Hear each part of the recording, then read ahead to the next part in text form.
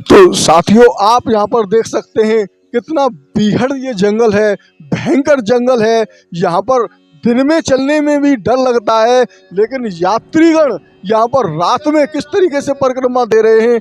आपको कैसा लग रहा है इस जंगल में यात्रा करने में? बहुत अच्छा लगा और राधा रानी का कृपा है, सो हम परिक्रमा लगा रहे हैं आज।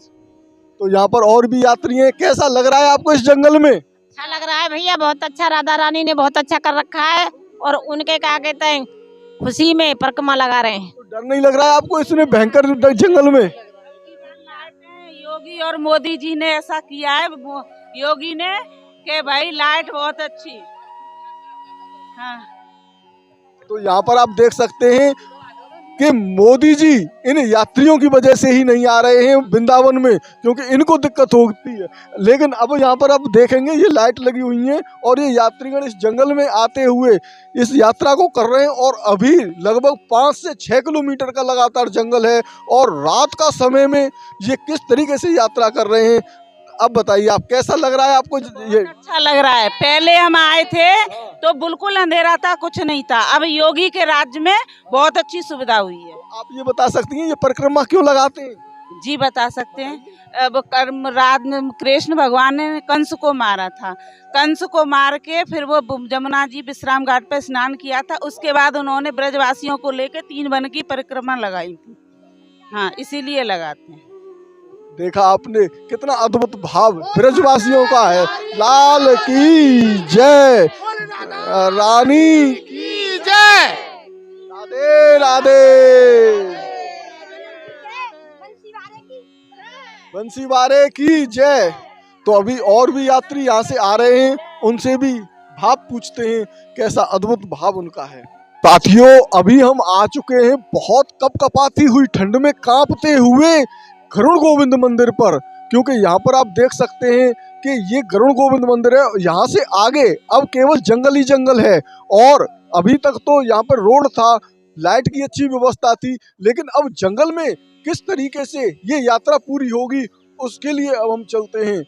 हालांकि हम अभी ठंड की वजह से बहुत ज्यादा कपकपा रहे हैं, लेकिन आप लोगों को उस जंगल के भी दर्शन कराएंगे जहाँ जहाँ होकर ये पूरी परिक्रमा चल रही है। तो बढ़ते हैं आगे की तरफ और ये गरुड़ गोविंद मंदिर पर आप देख सकते हैं, अगर आप पीछे की तरफ देखेंगे तो अनेकों यात्री आ रहे हैं। कोहरा हो चुका है जिसकी वजह से आगे आपको यात्री बहुत कम दिखाई दे रहे होंगे। तो बढ़ते हैं आगे की तरफ, उस जंगल की तरफ जहाँ पर रोंगटे भी खड़े हो जाते हैं दिन में भी। तो चलते हैं, कराते हैं आपको उसके भी दर्शन। कमेंट बॉक्स में बताएं कि इस बीहड़ जंगल में आप देख सकते हैं दूर दूर तक अब कोई नहीं दिखाई दे रहा है। आप उधर की तरफ देखेंगे तो उधर भी कोई नहीं दिखाई दे रहा होगा। ये यात्रीगण एक साथ आते हैं और एक साथ इन भयंकर जंगलों में होकर यहाँ पर निकल के जा रहे हैं, इस यात्रा को कर रहे हैं। यहाँ पर कोई भी जंगली जानवर कैसा भी यहाँ पर आ सकता है और किसी भी तरीके से किसी भी व्यक्ति को कभी भी नुकसान पहुंचा सकता है। ऐसा अद्भुत ये जंगल है और इस जंगल में होकर ये परिक्रमा चल रही है और यात्रियों को बिल्कुल भी डर नहीं लग रहा है। तो बढ़ते हैं आगे, इसी तरीके से हम आपको वीडियो दिखाते रहेंगे क्योंकि समय बहुत ज़्यादा हो चुका है और रात भी बहुत ज़्यादा हो गई है और काफ़ी देर से यहाँ पर कोई श्रद्धालु अभी आया नहीं है। साथियों अब हम आ चुके हैं मथुरा में। हमने पहले गरुड़ गोविंद की यात्रा की, उसके बाद वृंदावन की यात्रा की और अब हम आ चुके हैं मथुरा में। रात्रि का समय और यहाँ पर आप देख सकते हैं ये भयंकर जंगल और इस भयंकर जंगल में ये निकलते हुए श्रद्धालु कितना अद्भुत आनंद ये प्राप्त कर रहे हैं इस समय पर, क्योंकि इनको डर भी लग रहा है। अभी पूछते हैं डर लगा आपको यात्रा करने में? नहीं लगा। यात्रीगण बोल रहे हैं इनको डर नहीं लगा है, जबकि ये जो जंगल है ये इस तरीके के हैं कि इनमें दिन में आने में भी डर लगता है। और हमने जो 3 घंटे की पूरी यात्रा का वीडियो बनाया है उसमें आप देख सकते हैं कितना ये भयंकर जंगल है और यहाँ पर किस तरीके से लोगों को यहाँ पर डर लगता है। लेकिन श्री कृष्ण की कृपा है, उसकी कृपा से यहाँ पर लोग आगे बढ़ते हैं। यहाँ पर अगर आप देखेंगे तो 1 या 2 व्यक्ति ही इस रास्ते पर चल सकते हैं, ज़्यादा लोग नहीं चल सकते हैं। साथियों आप यहाँ पर देख सकते हैं, अगर आप इधर की तरफ देखेंगे तो केवल बीहड़ ही बीहड़ है, बीहड़ के अलावा आपको यहाँ पर कुछ भी नज़र नहीं आएगा। और अगर आप इधर की तरफ देखेंगे तो यहाँ पर एक घर है, उसमें एक लाइट जल रही है, और इधर की तरफ देखेंगे तो इधर है यमुना जी। और हम इस समय पर जहाँ पर खड़े हैं, इस समय पर अभी हमने आपको कुछ यात्रीगण दिखाए थे, अब आपको दिखाते हैं कुछ और यात्रीगण आ रहे हैं। तो आप अगर उधर की तरफ देखेंगे तो इस यात्रा को करते हुए वो यात्रीगण यहाँ पर आ रहे हैं। तो जानते हैं उनका भी भाव किस तरीके से इस अंधेरे में वो यात्रा को कर रहे हैं, और इस श्री कृष्ण जी की जो लीलाएं हैं उनको हम आपको अवगत करा रहे हैं। ऐसा लग रहा है तुम्हें जहाँ पे अंधेरे में डरना लग रहा है को? बिल्कुल ना लग रहा? हाँ। अच्छा, आपको डर लग रहा है इस अंधेरे में? नहीं डर नहीं लगता। अच्छा, नहीं लगता। तो यात्रा कैसी हो रही है आप लोगों की? आपको कैसा लग रहा है? अंधेरे में डर नहीं लग रहा है? तो आप यहाँ पर देख सकते हैं अनेकों यात्रीगण आ रहे हैं और उनको यहाँ पर बिल्कुल भी डर नहीं। राधे राधे बोलो, हाथ उठा के राधे राधे, राधे राधे, राधे राधे। तो आप यहाँ पर देख सकते हैं श्रद्धालुओं का भाव, रात्रि में कितने उत्साह के साथ में ये यात्रा चल रही है। और जब सुबह होगी तो इस जंगल में बिल्कुल भी ऐसा नहीं लगेगा कि यात्रा जगह नहीं मिलेगी यहाँ पर चलने के लिए। अभी तो सुमसाम पड़ा हुआ है, लेकिन सुमसाम में भी आप यहाँ पर यात्रीगण देख सकते हैं कितने यात्रीगण आ रहे हैं। तो बढ़ते हैं और आगे की तरफ। रात्रि में बहुत ही भव्य तरीके से यात्रा चल रही है, जो कि अपने आप में बहुत ही अलौकिक है। और यहाँ पर जो श्रद्धालु हैं उन्हें रात्रि में बिल्कुल भी डर नहीं लग रहा है, और इस डर से आगे बढ़ रहे हैं, यात्रा को कर रहे हैं। तो और बढ़ते हैं आगे की तरफ, आपको दिखाते हैं। यहाँ पर कुछ यात्रीगण हैं जो इस यात्रा को कर रहे हैं और रात में ये यात्रा कर रहे हैं। पूछते हैं इनसे कि इनको इस यात्रा करने में कितनी कठिनाई आई हैं और कितना आनंद आ रहा है। तो यहाँ पर हम देखते हैं कि जो यात्रा हो रही है रात्रि में, कैसा भाव इनका यात्रियों का है। राधे राधे। राधे राधे भाई साहब, भाव बहुत बढ़िया है। यात्रा पहले तो बहुत बढ़िया आ रही है। तो रास्ते में अंधेरा और कीच कांटे कुछ नहीं है। तो ये बता रहे हैं कि इनको कुछ भी यहाँ पर न तो कांटे लगे हैं। परिक्रमा दे रहे हैं योगी बाबा है वे वाकाज। ये परिक्रमा दे रहे हैं कि योगी जी जीत जाएं। कल वैसे मोदी जी आ रहे हैं और वो वृंदावन इसीलिए नहीं आ रहे हैं इन यात्रियों की वजह से, क्योंकि जब यात्रा होगी तो ये साल में बहुत बड़ी यात्रा होती है। देव उठानी की एकादशी पर जो यात्रा होती है ये काफी बड़ी होती है। उसकी वजह से उन्होंने अपना वृंदावन आने का प्रोग्राम कैंसिल कर दिया है, क्योंकि इन यात्रियों को बहुत ज़्यादा परेशानी हो जाती, जगह जगह पे रोकने पड़ते यात्रीगण। इसीलिए जो है केवल मथुरा के श्री कृष्ण जन्मभूमि के दर्शन करके ही आगे बढ़ेंगे। तो चलते हैं आगे की तरफ और आपको करा।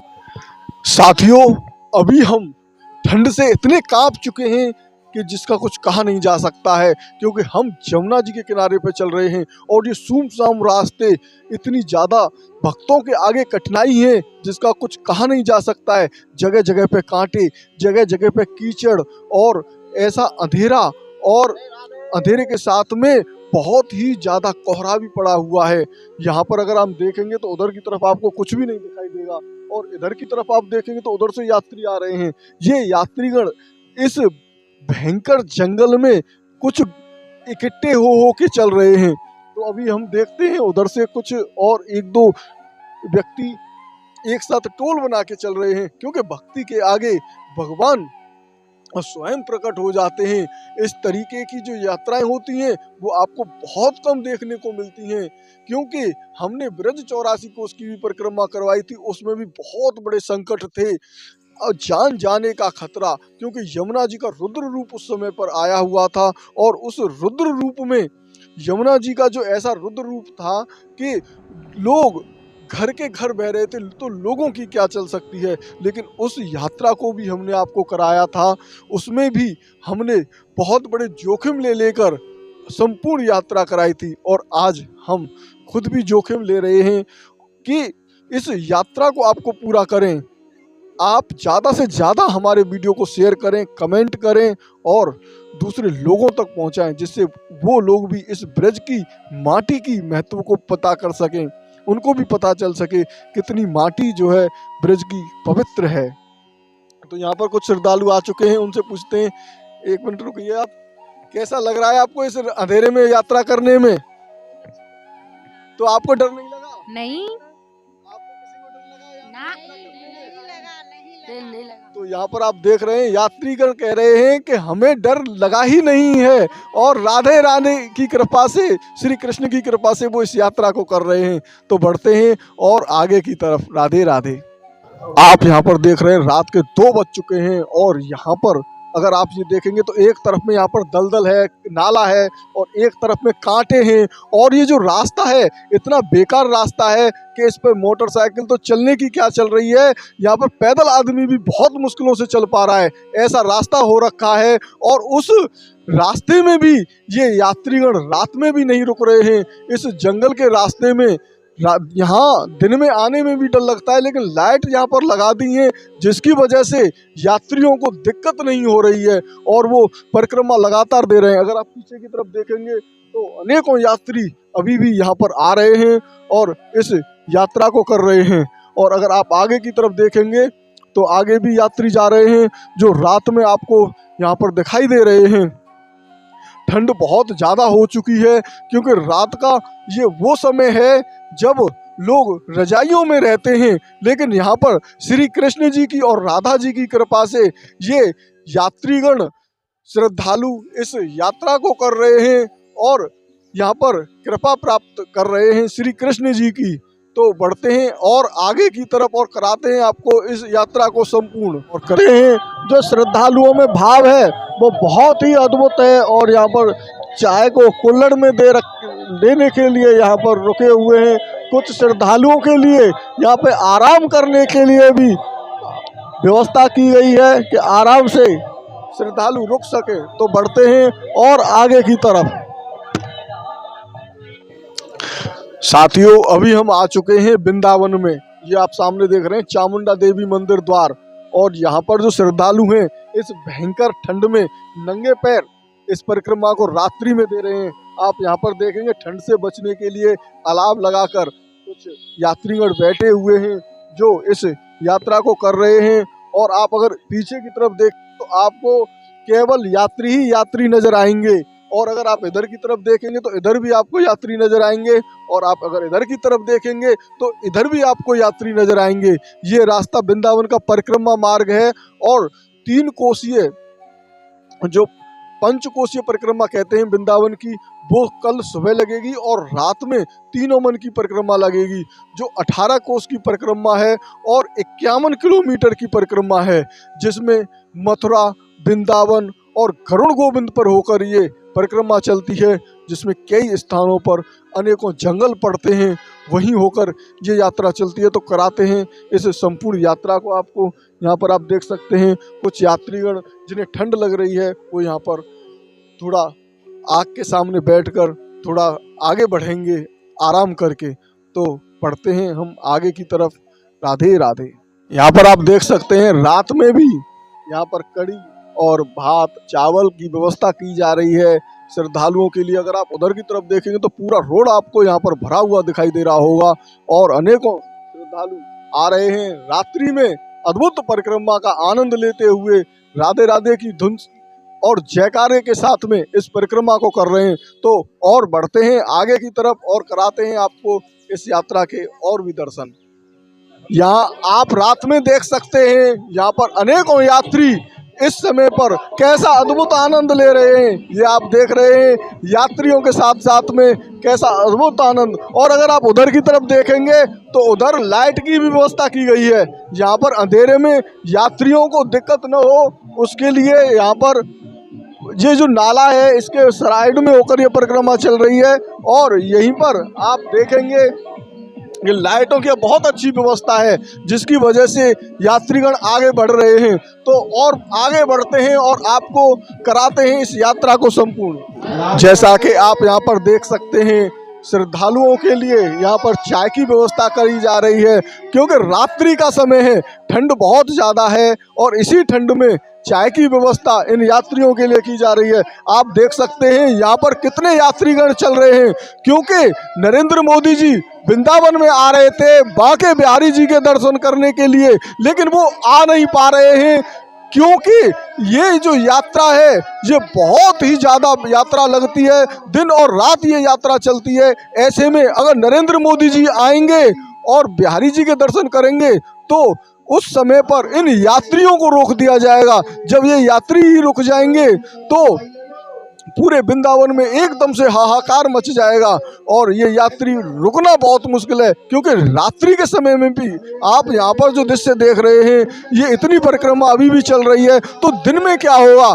कल दिन की जितनी भी परिक्रमा होगी, संपूर्ण परिक्रमा आपको हमारे संपूर्ण ब्रज दर्शन चैनल के माध्यम से सहज में ही देखने को मिल जाएगी। तो आप ज़्यादा से ज़्यादा लोगों के पास शेयर करें और कमेंट में जरूर बताएं कि आपको कैसा लग रहा है इस ब्रज की परिक्रमा को देखकर।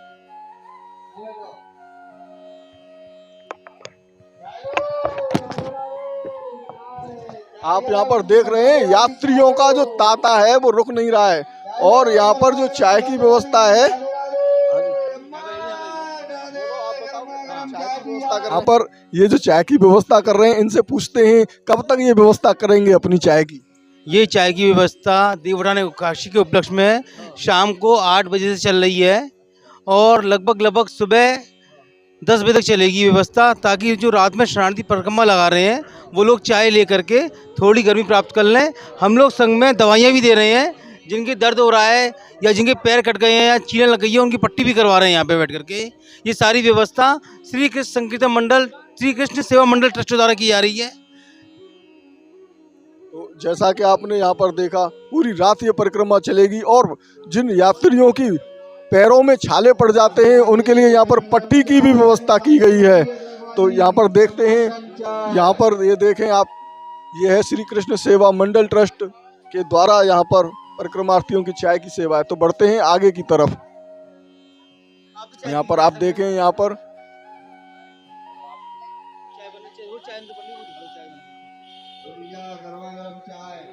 ये आप यहाँ पर देखेंगे पट्टी भी रख रखी है और श्रद्धालुओं के लिए चाय की अद्भुत व्यवस्था है।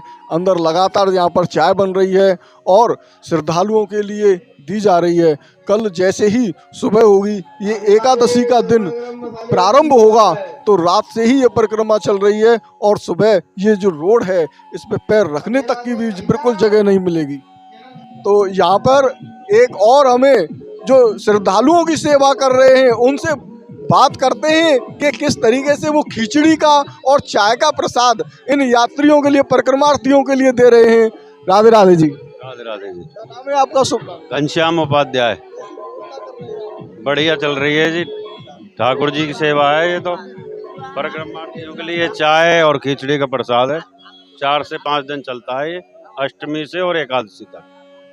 तो ये अष्टमी से एकादशी तक यहाँ पर भंडारे का आयोजन करते हैं। अगर आप इधर की तरफ देखेंगे तो जो श्रद्धालुओं का सैलाब है, इस रात में भी कितने लोग आ रहे हैं और इसी वजह से नरेंद्र मोदी जी ने वृंदावन जाना कैंसिल कर दिया, क्योंकि इतने श्रद्धालुओं को रोक पाना बहुत बड़ी बात थी। राधे राधे, राधे राधे बोलो जोर से, राधे राधे। तो बढ़ते हैं और आगे की तरफ। अरे डर लग रहा है, बताओ कछु लग रहा है तो बता चुना रही फिर। अरे जंगल में डर लग रहा है तुम्हें यहाँ पे? बताओ तो फिर कैसा डर लग रहा है? तो अभी तो ये यात्रीगण कुछ बता नहीं पा रहे हैं और चलते हैं और आगे की तरफ। राधे राधे, राधे राधे। एक बार हाथ उठा के बोल दो राधे राधे। तो आप यहाँ पर देख सकते हैं श्रद्धालुओं में कितना उत्साह है इस यात्रा को करने में। आप यहाँ पर देख सकते हैं जो यात्रीगण हैं अद्भुत परिक्रमा को देते हुए नंगे पैर चल रहे हैं। आप यहाँ पर देखेंगे ये यात्रीगण यहाँ पर नंगे पैर चल रहे हैं और इन यात्रियों के लिए यहाँ पर जगह जगह पर भंडारे की व्यवस्था की जा रही है। कुछ यात्रीगण यहाँ पर नृत्य कर रहे हैं और इस परिक्रमा को कर रहे हैं। और यहाँ आप देखेंगे कि चारों तरफ यहाँ पर जो लाइटिंग है उसकी व्यवस्था कर रखी है, क्योंकि जो यात्रीगण हैं उनमें अंधेरे में चलने में बहुत ज़्यादा परेशानी होती, इसीलिए ये प्रशासन ने जो कार्य किया है ये बहुत ही सराहनीय उनका जो कार्य है, उन्हें इसके लिए धन्यवाद बोलना चाहिए कि उन्होंने इस लाइट की व्यवस्था की है, क्योंकि ये परिक्रमा बहुत ही ज़्यादा बड़ा स्वरूप ले लेती है। तो बढ़ते हैं हम आगे की तरफ, और अभी हमें बाइक चलाने में इतनी ज़्यादा ठंड लग रही है जिसका कुछ कहा नहीं जा सकता है। राधे राधे राधे राधे राधे राधे राधे राधे राधे राधे राधे राधे। तो आप यहाँ पर देख सकते हैं कितनी जो ठंड है वो कुछ कोहरा सा भी यहाँ पर होने लग रहा है, जिसकी वजह से, लेकिन ये जो श्रद्धालु हैं इन्हें कोई भी दिक्कत नहीं हो रही है। श्री राधा श्री कृष्ण जी की पावन भूमि में बड़े ही प्रेम भाव के साथ में चलते हुए इस परिक्रमा को कर रहे हैं। देव उठावनी की परिक्रमा जो हम आपको रात में करा रहे हैं, इस तरीके की परिक्रमा अन्य चैनल नहीं करा पाते हैं, लेकिन संपूर्ण ब्रज दर्शन ने आपसे जो वादा किया है कि ब्रज के कण कण से मिलवाएगा, उसी वादा को करते हुए आज हम रात में भी इस परिक्रमा को कर रहे हैं, जो अपने आप में बहुत ही अद्भुत और दिव्य परिक्रमा है। तो अभी हम आ चुके हैं मसानी रोड पर।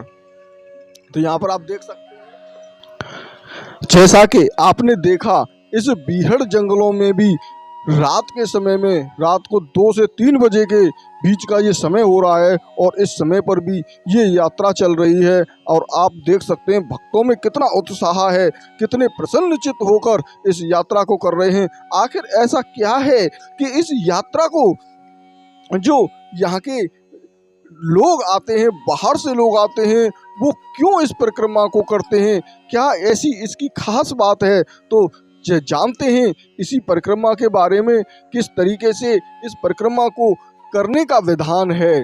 जैसा कि आप सभी जानते हैं कि श्री कृष्ण जी ने पहले कंस को मारा, और कंस को मारने के बाद जब उन्हें बहुत ज़्यादा पश्चाताप हुआ कि मैंने अपने मामा को मारा है, अपनी माँ के भाई को मारा है, तो उन्हें बहुत ही ज़्यादा रुदन आया, और रुदन आने के बाद वो बहुत उदास हो गए। सभी देवतागण यहाँ पर आए और श्री कृष्ण जी को बधाई दे रहे थे, लेकिन श्री कृष्ण जी बधाई लेने की वजह से प्रसन्न नहीं हो रहे थे। उन व्यक्तियों से, उन जितने भी देवगण आए थे उनसे कह रहे थे कि मैं बहुत ज़्यादा उदास हूँ, मैंने ये जो पाप किया है इसका कोई उपाय बताएं। तो सभी देवगणों ने बताया कि आप इस मथुरा की परिक्रमा करें, इस 3 वन की परिक्रमा करने से ये पाप नष्ट हो जाएगा।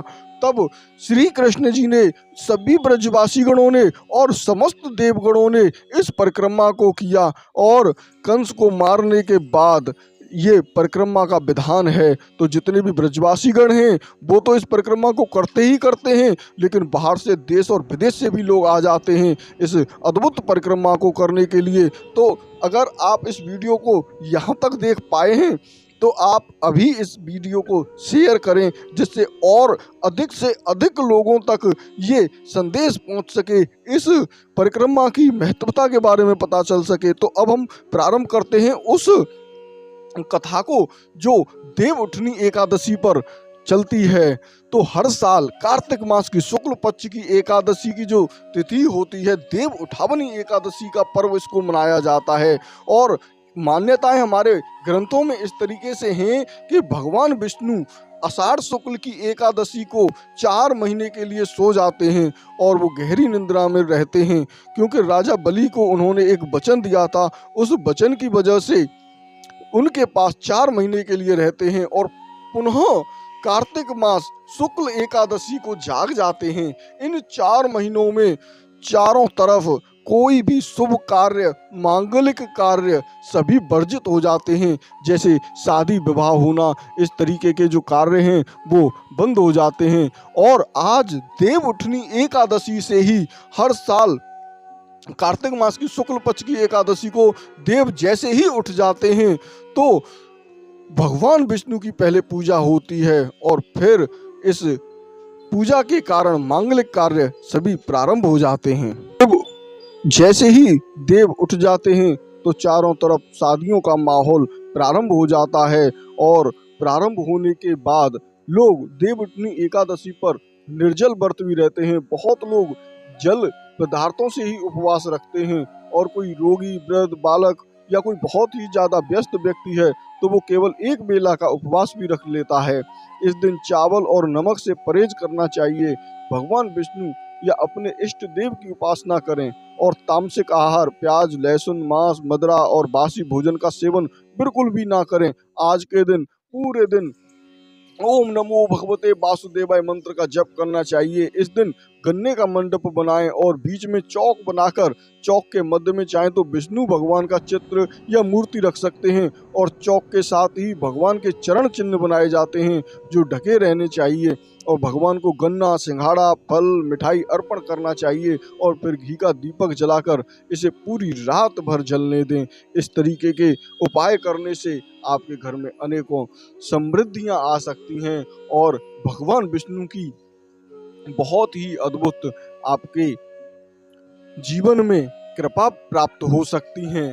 तो हर साल की भांति कार्तिक मास के शुक्ल पक्ष की एकादशी को देवउठनी एकादशी कहते हैं और ये देवउठनी एकादशी मनाई जाती है। इस साल देवउठनी एकादशी का जो पर्व है वो 23 नवंबर को आज के दिन ही मनाया जा रहा है और देवउठनी एकादशी को प्रबोधिनी एकादशी और देव उत्थान एकादशी के नाम से भी जानते हैं। इस दिन जगत के पालनहार श्री विष्णु अपनी 4 महीने की योग निद्रा से जाग जाते हैं, इसीलिए इस दिन विशेष पूजा की जाती है। तो आप भी ओम नमो भगवते वासुदेवाय कहते हुए इस एकादशी पर भगवान विष्णु को प्रसन्न करने के लिए जरूर मंत्र जप करें और इसी दिन जो भक्त भगवान विष्णु को प्रसन्न करने के लिए पूजा पाठ के अलावा कुछ विशेष उपाय करते हैं उनके जीवन में सुख सौभाग्य की वृद्धि होती है और साथ ही धन के लाभ के जो योग बनते हैं वो भी बहुत ही अद्भुत बन जाते हैं। देवउठनी एकादशी के दिन सुबह जल्दी उठकर पानी में गंगा जल मिलाकर स्नान करें। स्नान करने के बाद गायत्री मंत्र का जप करें। ऐसा करने से जीवन में आपको समस्त सुखों की प्राप्ति हो जाती है। और देवउठनी एकादशी के दिन आप प्रातःकाल स्नान के बाद भगवान विष्णु को केसर मिश्रित दूध से अभिषेक करें। ऐसा करने से जगत के पालनहार प्रसन्न हो जाते हैं और सुख समृद्धि का आशीर्वाद देते हैं। और देवउठनी एकादशी के दिन आपको पीले रंग के वस्त्र और पीला फल, अनाज भगवान विष्णु को चढ़ाएं और बाद में सभी चीजों को गरीब और जरूरतमंदों में बांट देने से आपके जीवन में बहुत ही बड़ी कृपा बरसती है। और यदि आप धन की प्राप्ति की कामना चाहते हैं तो देवउठनी एकादशी के दिन विष्णु मंदिर में सफेद मिठाई और खीर का भोग लगाएं। ध्यान रहे भोग में तुलसी के पत्ते जरूर डालें क्योंकि तुलसी भगवान को अति प्रिय है और बिना तुलसी के भगवान विष्णु किसी भी तरीके का भोग अपने ले नहीं पाते हैं, उसको स्वीकार नहीं कर पाते हैं और बहुत ही जल्दी भगवान विष्णु प्रसन्न हो जाते हैं और धन की तिजोरी को भरने लगते हैं। कर्ज से मुक्ति के लिए देवउठनी एकादशी के दिन पीपल के पेड़ पर आप जल चढ़ाएं और शाम को पेड़ के नीचे दीपक जलाएं। इस उपाय को करने से बहुत ही जल्दी आपको लाभ प्राप्त होने लगता है। तो अब हम प्रारंभ करते हैं देवउठनी समय की बात है। भगवान नारायण लक्ष्मी जी से कहते हैं, हे नाथ, आप दिन और रात जागा करते रहते हैं और सोते हैं तो लाखों करोड़ों वर्ष तक सो जाते हैं। इस समय समस्त चार चर का नाश कर डालते हैं और आप नियमित प्रतिवर्ष निद्रा लिया करें। आप इतना ज्यादा न सोया करें, तब इसमें मुझे भी कुछ समय का विश्राम का समय मिल जाएगा। लक्ष्मी जी की बात सुनकर नारायण मुस्कुराते हुए बोले, देवी तुमने ठीक ही कहा है। मेरे जागने से सब देवों और खासकर तुमको बहुत कष्ट होता है। तुम्हें मेरी सेवा में जरा भी अवकाश नहीं मिलता है, इसलिए तुम्हारे कथा अनुसार आज से मैं प्रतिवर्ष 4 मास वर्षा ऋतु में शयन किया करूंगा और उस समय तुमको और देवगणों को अवकाश होगा और मेरी ये निद्रा अल्प निद्रा और प्रलय कालीन महानिद्रा कहलाएगी और ये मेरी अल्प निद्रा मेरे भक्तों को परम मंगलकारी और उत्सवप्रद तथा पुण्यवर्धक होगी। इस काल में जो भी मेरे भक्त मेरे शयन की भावना करके मेरी सेवा किया करेंगे और मैं शयन के उस आनंद को आयोजित करने के लिए मैं तुम्हारे सहित यहीं पर निवास किया करूंगा।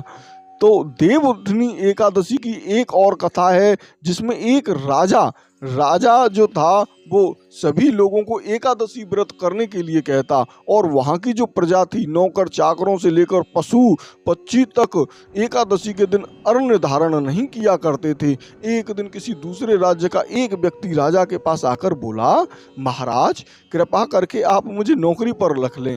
तब राजा ने उसके सामने एक शर्त रखी कि ठीक है मैं तुम्हें नौकरी पर तो रख लूँगा लेकिन रोज तुम्हें खाने को सब कुछ मिलेगा पर एकादशी को तुम्हें अन्न नहीं मिलेगा। उस व्यक्ति ने उस समय तो हाँ कर ली और उस समय हाँ करने के बाद जब एकादशी का पावन दिन आया तो उस व्यक्ति को याद नहीं रहा कि उसने राजा से वचन दे दिया और हाँ कर ली। तो उसने राजा से कहा कि जब मैं फलाहार कर लूं तो राजा ने कहा कि नहीं। तो वो व्यक्ति राजा के सामने बहुत ही ज़्यादा गिड़गिड़ाने लगा कि महाराज मेरा पेट नहीं भर रहा है, इस फलाहार से मुझे शांति नहीं मिल रही है और मैं भूखा ही मर जाऊंगा, मुझे खाने के लिए अन्न दे दो। राजा ने उसे उसी शर्त को याद दिलाया और बार बार बताई। वह आदमी अपनी बात पर अड़ा रहा और अन्न छोड़ने को राजी नहीं हुआ। तब राजा ने उसे आटा दाल चावल आदि दे दिए और वो रोज की तरह नदी पर पहुंचा और स्नान करके भोजन पकाने लगा। तब भोजन बन गया तो वो भगवान को बुलाने लगा, आओ भगवान भोजन तैयार है। क्योंकि राजा ने उसको कह दिया कि तुम लेके तो जा रहे हो यहाँ से आटा और वहाँ पर दूर इस नगर से दूर जाके खाना, लेकिन भगवान को जरूर बुलाना और तुम्हारा जब भोजन तैयार हो जाए तो भगवान को बुला लें, भगवान आ जाएं उसके बाद ही तुम इस भोजन को खाना। तब उसने कहा कि ठीक है महाराज। तो उसने भगवान को बुलाना चाहा और भगवान को बुलाने के लिए उसने बहुत ही ज़्यादा भोजन तैयार करके बुलाने के लिए भजन करने लगा कि आओ भगवान भोजन तैयार है, आओ भगवान भोजन तैयार है। इसी तरीके से लगातार वो कहता रहा। उसके बुलाने पर पीताम्बर धारण किए हुए भगवान चतुर्भुज वहाँ पर आ चुके और प्रेम से उसके साथ भोजन करने लगे। भोजन करने के बाद भगवान अंतर्ध्यान हो गए और वह अपने काम पर चला गया। 15 दिन बाद अगली एकादशी को वो राजा से कहने लगा कि महाराज मुझे दुगना सामान दीजिए, उस दिन मैं भूखा ही रह गया। राजा ने पूछा, अरे तूने आटा लेके गया फिर भी तू कैसे भूखा रह गया भाई? उसने बताया कि हमारे साथ भगवान भी खाते हैं इसीलिए हम दोनों के लिए सामान पूरा नहीं हो पाया। ये सुनकर राजा को बड़ा आश्चर्य हुआ और वो बोला कि मैं मान ही नहीं सकता कि भगवान तुम्हारे साथ खाते हैं।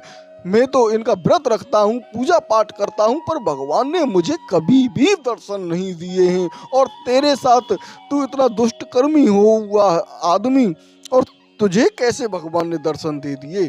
तब राजा की ये बात सुनकर बोला कि महाराज यदि विश्वास न हो तो आप साथ चलकर देख लें। राजा उसके साथ में चला गया और उसे दूना आटा दे दिया। जब दोगुने आटे को लेकर उसने भोजन लगाया, इसी प्रकार से वो बोलने लगा कि आओ भगवान भोजन करो, आओ भगवान भोजन तैयार है भोजन करो। और राजा एक पेड़ के पीछे छुप कर बैठ गया और उस व्यक्ति ने रोज की तरह भोजन बनाया और भगवान को शाम तक पुकारता रहा और फिर भी भगवान नहीं आए।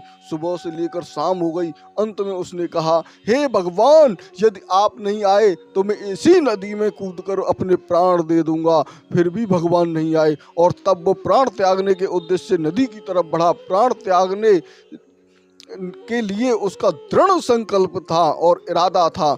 जान शीघ्र ही भगवान प्रकट होकर उसे रोक लिया और साथ में बैठकर भोजन करने लगे। खा पीकर वे उसे अपने विमान में बिठाकर अपने धाम को ले गए। और यह देखकर राजा ने सोचा कि व्रत उपवास से तब तक कोई फायदा नहीं होता तब तक मन शुद्ध न हो। इसमें राजा को ज्ञान मिला और वह भी मन से व्रत करने लगा और अंत में स्वर्ग को प्राप्त हुआ। देव प्रोबदिनी एकादशी की एक और कथा है जो कि बहुत ही अद्भुत है। एक नगर में एक राजा था और उस राज्य में सभी लोग सुखी थे। उस नगर में एकादशी को कोई भी अन्न नहीं बेचता और ना ही कोई अन्न पकाता, सभी फलाहार करते। एक बार भगवान ने राजा की परीक्षा लेनी चाहिए। भगवान ने एक सुंदरी का रूप धारण किया और वो सड़क पर बैठ गए। तभी राजा उधर से निकला और उस सुंदरी को देखकर चकित रह गया। उसने पूछा, हे सुंदरी, तुम कौन हो? इस तरह यहाँ क्यों बैठी हो? तब उस सुंदर स्त्री ने भगवान बने हुए बोले, मैं निराश्रिता हूँ और नगर में मेरा कोई जान पहचानने वाला नहीं है। किसी से मैं सहायता मांगूं, किसके घर पे जाऊं, किसके यहाँ पर भीख मांगूं, मेरी कुछ भी समझ में नहीं आ रहा है। तो राजा ने उसके ऊपर मोहित हो गए और वो बोला कि तुम मेरे महल में चलकर मेरी रानी बनकर रहो। राजा ने इतनी बात बड़ी बोल दी कि तुम मेरी रानी बनकर मेरे राजमहल में रहो। और सुंदरी ने बोली, मैं तुम्हारी बात मानूंगी पर तुम्हें राज्य का अधिकार मुझे सौंपना होगा। राज्य पर मेरा पूर्ण अधिकार होगा और मैं जो भी बनाऊंगी तुम्हें खाना होगा। राजा उसके रूप पर बहुत ही ज़्यादा मोहित था और उसने उसकी सभी शर्तों को स्वीकार कर लिया। अगले दिन एकादशी थी। रानी ने हुक्म दिया कि बाजारों के अन्य दिनों की तरह अन्न बेचा जाए और उसे घर में मांस, मछली आदि पकवान और परोस कर राजा के खाने के लिए बना कर दिया जाए। राजा आश्चर्यचकित रह गया और बोला, रानी, आज एकादशी है, मैं तो केवल फलाहारी कर सकता हूँ, उसके अलावा कुछ नहीं खा सकता, मैं कुछ भी नहीं खाऊंगा। और तुमने इस मछली के जो पकवान हैं, घर में मांस मदरा मंगवाए हैं और मुझे परोस कर खाने के लिए कह रही हो, ये बहुत बड़ा पाप है। तब रानी ने अपनी शर्त दिलाई, याद दिलवा दी कि बोली कि या तो तुम खाना खाओ, नहीं तो मैं तुम्हारे बड़े राजकुमार का सिर काट दूंगी।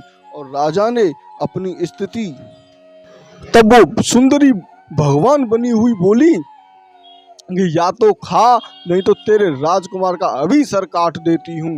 राजकुमार ने अपनी स्थिति बड़ी रानी से कही तो बोली, महाराज, धर्म न छोड़े, बड़े राजकुमार का सिर दे दे, पुत्र तो फिर मिल जाएगा पर दोबारा धर्म नहीं मिल सकता है। इसी दौरान बड़ा राजकुमार खेलकर आ गया और माँ की आंसू देखकर वो रोने लगा। इस रोने का कारण पूछा कि माँ, आप क्यों रो रही हो? तो माँ ने पूरी बात बताई। तब वो बोला, मैं अपना सिर देने के लिए तैयार हूँ। पिताजी के धर्म की रक्षा करनी बहुत ज़रूरी है और उनके धर्म की रक्षा जरूर होगी। मेरी बलि से अगर धर्म की रक्षा होती है तो मुझसे पुण्यशाली कोई व्यक्ति नहीं हो सकता। राजा दुखी मन से राजकुमार का सिर देने को तैयार हुआ तो रानी के स्वरूप में भगवान विष्णु ने प्रकट होकर असली बात बताई और कहा, राजन, तुम इस कठिन परीक्षा में पास हुए हो। और भगवान ने प्रसन्न मन से राजा को वर मांगने को कहा। तब राजा बोला, आपका दिया हुआ सब कुछ है प्रभु, मुझे और कुछ नहीं चाहिए, हमारा उद्धार करें बस।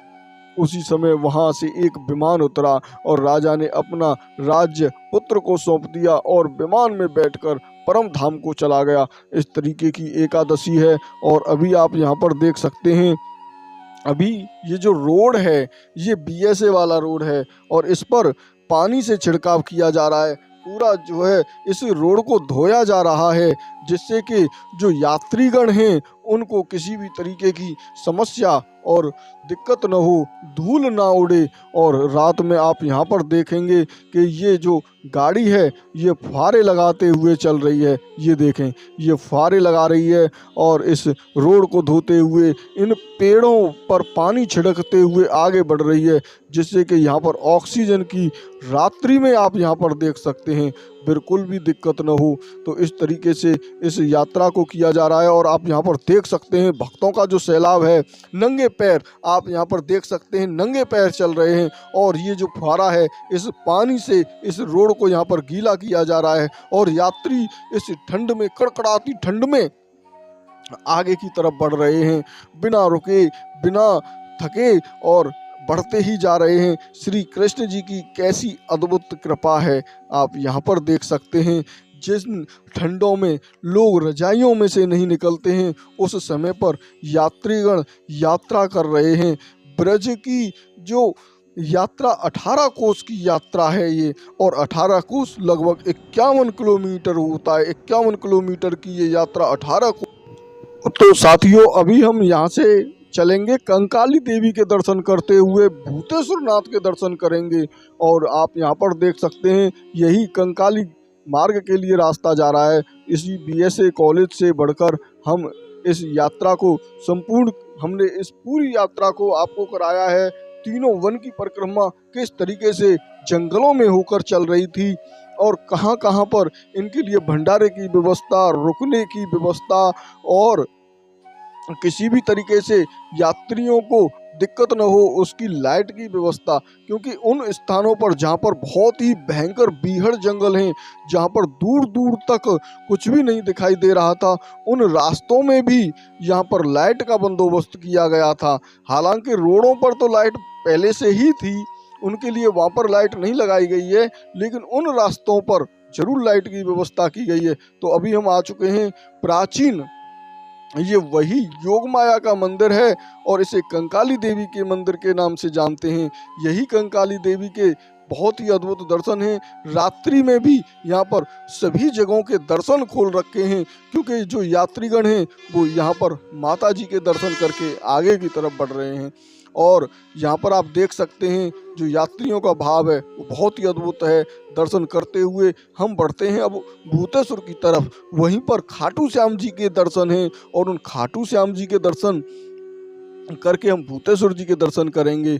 भूतेश्वर नाथ के दर्शन होने के बाद आप यहाँ पर देख सकते हैं किस तरीके से श्रद्धालुजन दौड़ते हुए चल रहे हैं, अद्भुत आनंद लेते हुए चल रहे हैं। क्योंकि खाटू श्याम जी का जो जन्म दिवस है वो भी आज के ही दिन है, देव उठनी एकादशी के दिन ही है। और यहाँ पर पकौड़ियों की सेवा करते हुए यात्रियों की सेवा चाय और पकौड़ों के साथ में यहाँ पर की जा रही है, जो अपने आप में बहुत ही अद्भुत और अलौकिक है। इन ब्रजवासियों के लिए हम बारंबार धन्यवाद करेंगे कि इस तरीके की जो सेवा करते हैं उनको मेवा भी ठाकुर जी जरूर देते हैं। समय लगता है, हर चीज़ में समय तो लगता ही है। तो अभी हम पढ़ रहे हैं भूतेश्वर नाथ की तरफ। यहीं पर आप देख सकते हैं अनेकों यात्रीगण यहाँ पर भंडारा हो रहा है, और उस भंडारे का आनंद लेते हुए आगे की तरफ बढ़ रहे हैं। यहीं पर पूड़ी और सब्जी भी यहाँ पर लोग खा रहे हैं, और राधे रानी का जयकारा बोलते हुए आगे की तरफ बढ़ रहे हैं। तो साथियों, आप हमें कमेंट बॉक्स में ज़रूर लिख कर बताएं आपको ये वीडियो कैसा लगा, आपको कैसा आनंद इस ब्रज की रात्रि की जो यात्रा है उसको करने में आया, जो कि अपने आप में बहुत ही अद्भुत था। तो अभी हम आ चुके हैं बलभद्र कुंड, जिन्हें दाऊजी का कुंड कहते हैं, और यहीं पर बहुत ही एक गणेश जी के दर्शन हैं जो इस बलभद्र कुंड में से ही यहाँ पर निकले थे। तो आप यहाँ पर देख सकते हैं यात्रियों का जो सैलाब है वो टूटने का नाम नहीं ले रहा है। हर स्थान पर यात्री हैं, और हमने आपको ये संपूर्ण यात्रा संपूर्ण रात्रि में ही कराई है। तो ये जो स्थान है, हमने ये श्री कृष्ण जन्मभूमि से इस यात्रा को प्रारंभ किया, और श्री कृष्ण जन्मभूमि पर ही हमने इस यात्रा को समाप्त कर दिया। तो ये भूतेश्वर मंदिर में यात्रीगण जा रहे हैं, और बिल्कुल ठीक सामने ही यहाँ पर खाटू श्याम जी के अद्भुत दर्शन हैं। तो चलते हैं, खाटू श्याम जी के जन्म उत्सव की बधाइयाँ देते हैं, और आप भी हमारे साथ में कमेंट बॉक्स में लिखकर खाटू श्याम जी को बधाई दें, उनके जन्मदिन की बधाई दें, क्योंकि यहाँ पर उनका केक काटा जा रहा है, और अद्भुत तरीके से नृत्य करते हुए आनंद लेते हुए खाटू श्याम जी के जन्म दिवस की हार्दिक बधाइयाँ यहाँ पर चल रही हैं। तो आप यहाँ पर देख सकते हैं खाटू श्याम जी का जो दरबार है वो सजा हुआ है, जो अपने आप में बहुत ही दिव्य है। आप यहाँ पर देखें खाटू श्याम जी के अद्भुत दर्शन आप यहाँ पर कर रहे हैं। जय हो खाटू नरेश की जय। कमेंट बॉक्स में जरूर लिखें, खाटू श्याम जी के ये प्रसाद है, केक का प्रसाद, इसको आप मानसिक रूप से धारण करें, क्योंकि ये हमने तो ले लिया था, लेकिन आप इसको मानसिक रूप से केक का प्रसाद लें। खाटू श्याम जी की कृपा आप सब पर बनी रहे, इस तरीके की कामना करते हुए हम इस वीडियो का करते हैं यहीं पर समापन और कराते हैं आपको अब हम अद्भुत भोलेनाथ जी के दर्शन, जो कि केदारनाथ के उपलिंग हैं। ये आप देख सकते हैं, भक्तों में जो भाव है, कितना अद्भुत भाव, बड़े ही प्रसन्न चित्त यहाँ पर लग रहे हैं और आनंद ले रहे हैं इस महोत्सव का। जन्म महोत्सव खाटू श्याम जी का हो रहा है। तो बढ़ते हैं अब हम आगे की तरफ। ये यहाँ पर पूरी रात इसी तरीके से नृत्य करते हुए संपूर्ण खाटू श्याम जी को प्रसन्न करेंगे। राधे श्याम। बढ़ते हैं आगे की तरफ। जय हो खाटू नरेश की, आपको भी बधाइयाँ, बारंबार बधाइयाँ। तो साथियों, अभी हम आ चुके हैं भूतेश्वर महादेव के दर्शन में। इस यात्रा को करते करते भूतेश्वर जी जो केदारनाथ जी के उपलिंग हैं, उनके यहाँ पर बहुत ही अद्भुत दर्शन आप कर रहे हैं, बहुत ही अलौकिक दर्शन है। तो साथियों, आपने ये वीडियो हमारा अंत तक देखा, उसके लिए बहुत बहुत धन्यवाद। बांके बिहारी लाल की जय। अभी ये यात्रा पूरे मथुरा में होके आगे बढ़ेगी, जिस यात्रा को हमने आपको पहले करा दिया है। तो चलते हैं आगे की तरफ, बढ़ते हैं और इसी तरीके के वीडियो देखने के लिए हमारे चैनल को अभी सब्सक्राइब कर लें और ज़्यादा से ज़्यादा लोगों के पास शेयर भी करें। और आप कमेंट बॉक्स में जरूर बताएं कि आपको ये वीडियो कैसा लगा। राधे राधे। बांके बिहारी लाल की जय।